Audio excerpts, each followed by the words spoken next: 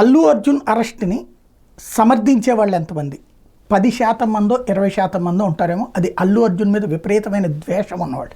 Even mega family కూడా అటు అల్లు అర్జున్కే మద్దతు ప్రకటించింది. పవన్ కళ్యాణ్ హుటాహుటిన బెజవాడ నుంచి ప్రత్యేక విమానంలో హైదరాబాద్ బయలుదేరి వెళ్ళారంటే పరిస్థితి అర్థం చేసుకోవచ్చు. చిరంజీవి, నాగబాబు వీళ్ళందరూ అండగా నిలబడ్డారు. ఇక్కడ అసలైనటువంటి పాయింట్ ఏంటంటే అల్లు అర్జున్ ఏదైనా నేరం చేస్తే ఖచ్చితంగా శిక్షించాలి, తప్పు చేస్తే ఖచ్చితంగా శిక్షించాలి, తెలిసి చేసే తప్పుని ఖచ్చితంగా శిక్షించాలి, తెలియక తప్పు చేసినా శిక్షించాలి.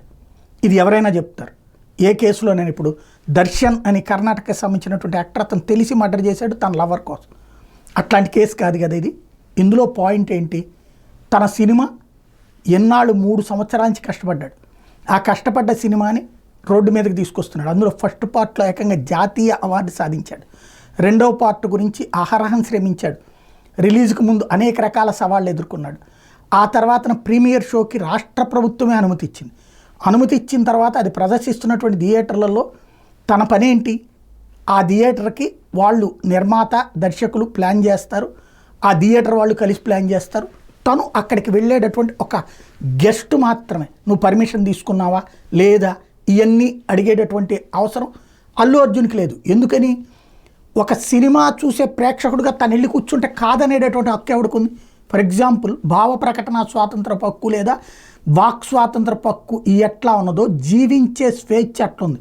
నేను ఎక్కడికి వెళ్తున్నా నా వెనకాల 10 మంది పలకరిస్తారు కాబట్టి నేను ఖచ్చితంగా ప్రతి ఒక్కరి దానికి పోలీసు, అదేమన్నా ఈవెంట్ అయితే, అదేమన్నా ఆర్గనైజ్డ్ ఈవెంట్ అయితే అప్పుడు ఖచ్చితంగా పర్మిషన్ తీసుకోవాలి.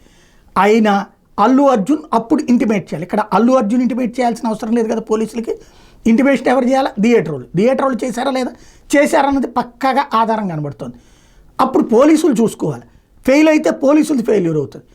కానీ అక్కడ పోలీసులు ఉన్నారు, పెద్ద ఎత్తున బందోబస్తు ఉంది, అయినా తొక్కిసలాట జరిగింది. ఆ తొక్కిసలాటకు కారణం అవుతారు, ఫెయిల్యూర్ ఎవరు అవుతారు? పోలీసులు అవుతారు.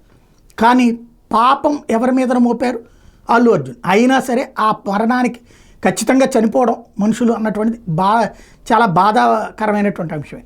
వాళ్ళకి పరిహారాన్ని ప్రకటించాడు, వాళ్ళ కుటుంబానికి అండగానే ఉన్నాడు, వాళ్ళకి సంబంధించినటువంటి ఆ ఖర్చులు భరిస్తానన్నాడు. ఇంత చేస్తూ తన వంతు నైతికంగా తన బాధ్యత తను నిర్వర్తించాడు.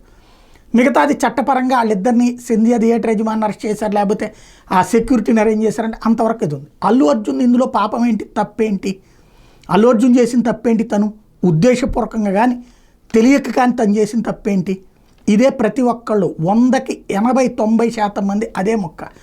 అల్లు అర్జున్ని అన్యాయంగా అరెస్ట్ చేశారు, ఏదో డైవర్షన్ కోసం చేశారు, ఎవరి కోసమో చేశారు, లేదంటే కనుక ఈ వ్యవహారం అవసరమే లేదు అల్లు అర్జున్ అరెస్ట్ అన్నటువంటిది సాధారణ ప్రజల మనసుల్లో నుండి వస్తున్నటువంటి మాట. 100కి 90, 10 మంది ఎప్పుడూ ఖచ్చితంగా తేడా ఉంటుంది, లేదా 20 మంది తేడా ఉండొచ్చు. కానీ మెజారిటీ ప్రజలు మాత్రం అల్లు అర్జున్ అరెస్టుని, అలాగే రిమాండ్కి, అది కూడా ఒకవేళ ప్రభుత్వం ముందుగా చేసేశారు, ప్రభుత్వానికి సంబంధించినటువంటి అంశాన్ని ఇక్కడ కీలకం తీసుకోవాలి. ప్రభుత్వం అనేటటువంటిది ఇక్కడ పగపట్టినట్టు అక్కడ వాదనలు చేయటం అన్నటువంటిది కూడా ఇక్కడ కీలకమైంది.